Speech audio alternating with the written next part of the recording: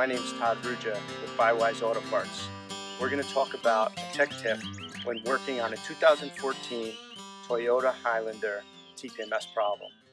So what we're going to do is we're going to make a sensor for the car, we're going to install it in the tire, and then the complaint is when we go to do the relearn, we can only read the sensor we put in. We can't read the 4 sensors, meaning the spare and the other 3 sensors that are on the car. And we're going to go over why that could possibly be. All right, so what we want to do is we want to select vehicle. So we're going to select the vehicle, we're going to look for Toyota, and we're going to select Toyota. We're going to look for Highlander, and the first Highlander we pull up, it only goes to 2007, so that's not the protocol. We go to the next one, and we see 2014, so that's the one we want. So then what we're going to do is we take the sensor,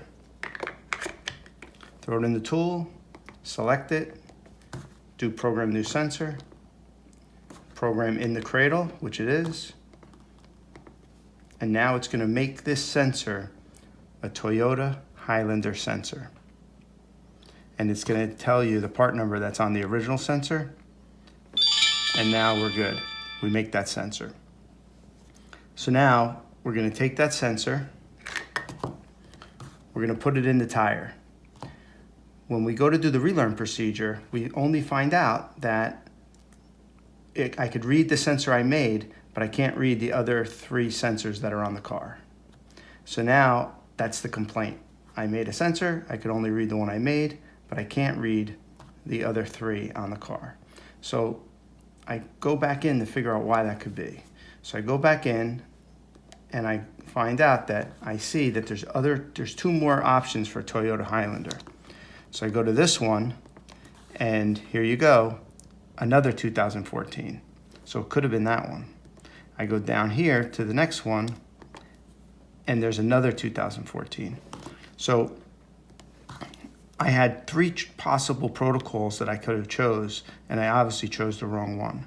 So now what I'm going to do is I'm going to either look at the part number that's on the sensor I pulled out to verify, or see if I could read the other sensors with this protocol.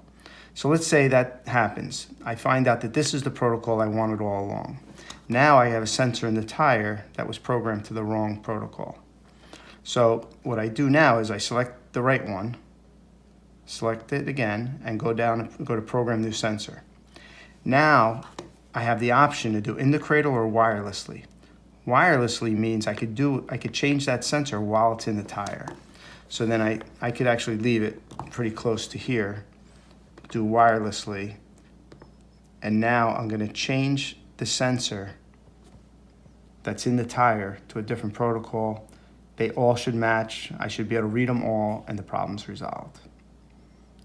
So this is what I found is most of the reason why you have the complaint that I made a sensor, I could only read the one I made, but I can't read the other sensors that are on the car. I really hope this was helpful. Thanks for listening.